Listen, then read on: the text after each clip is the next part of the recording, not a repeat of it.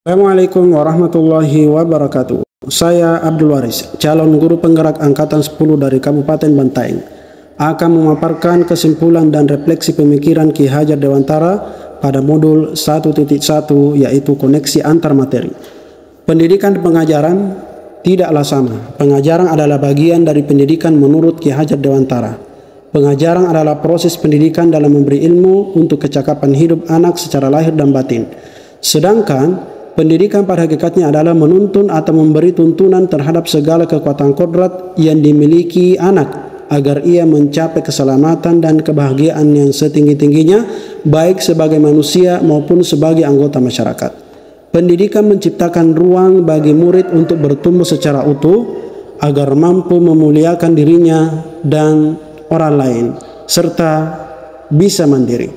Sebelum mempelajari modul ini, yaitu tentang pemikiran Ki Hajar Dewantara, pembelajaran yang saya lakukan hanya sebatas mengajar materi atau transfer ilmu. Pelajaran saja saya menganggap ketuntasan dalam mencapai materi lebih penting daripada memahami karakteristik murid. Biasanya saya hanya melihat nilai dari aspek kognitif saja. Jika KKM sudah selesai, maka saya nyatakan pembelajaran sudah berhasil. Selain itu, saya pun beranggapan bahwa murid hanya sebagai objek pembelajaran, sehingga pembelajaran terpusat hanya pada saya sebagai guru dengan menggunakan metode teacher center. Sebelumnya saya tidak mempedulikan apakah murid sudah benar paham apa yang saya ajarkan atau tidak, karena fokus utama saya adalah ketercapaian materi, mengingat materi yang ada sekarang sangat padat. Setiap semesternya saya pun hanya meminta siswa untuk menghafal materi yang saya ajarkan, tanpa memikirkan bagaimana cara agar materi tersebut dapat dipahami dengan sepenuhnya, sehingga saya pun sering merasa gagal dan mengeluh jika banyak siswa yang tidak tuntas. Namun setelah saya mempelajari modul 1.1 ini tentang pemikiran Ki Hajar Dewantara, saya menyadari bahwa apa yang saya pikirkan dan saya lakukan selama ini tidak tepat. Seharusnya saya melakukan proses pembelajaran secara menyeluruh, bukan hanya aspek kognitif saja, namun juga pada sisi afektif, psikomotorik, spiritual, sosial, dan budaya murid.